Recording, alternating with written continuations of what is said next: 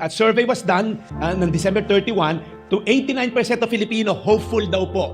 So again, lahat naman tayo hopeful. Kanya-kanya lang tayong object of hope. Saan mo ba dinadala yung faith mo? Kakatapos lang ng translasyon, 1.2 million na Pilipino ang sumama para they believe na pag nahawakan o nakalapit, baka palarin o swertihin.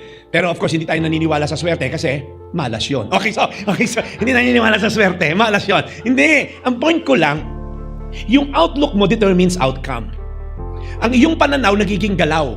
The way you view life will determine the way you're gonna live your life. Your outlook determines the outcome of your life. In fact, kung sino ka ngayon is a byproduct of how you view your life yesterday. Meaning to say, paano mo nakikita yung buhay will determine ano magiging ending ng buhay mo, correct? Guys, kahit nasa palasyo ka, kung wala ang presensya ng Diyos, mas bless sa'yo itong bata na may leukemia na nagkikimo.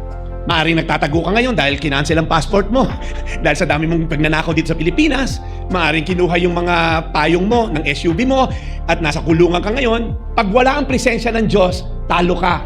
Pero kahit mahirap ka, may presensya ng Diyos, may labang ka. Amen? Sino rito mahilig magmura? Nung nakilala mo ang Diyos, marunong ka nang magmahal. Di ba binago ka ni Lord? God loves you, therefore, mamuhay ka ng tama.